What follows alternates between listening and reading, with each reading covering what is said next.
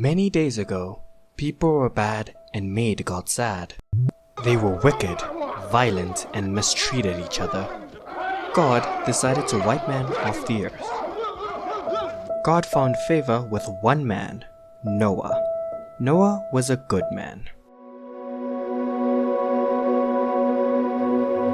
Noah, show me your faith. Build a ship. Do it now.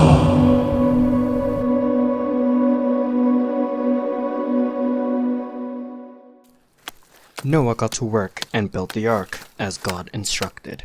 People laughed at him and ridiculed his work.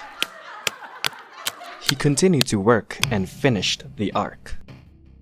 God instructed Noah to take 2 of every kind of animal to the ark.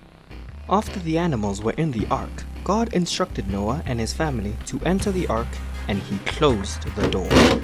It rained for 40 days and 40 nights. Bad men were wiped from the earth, and Noah and his family were saved. They were grateful and praised God.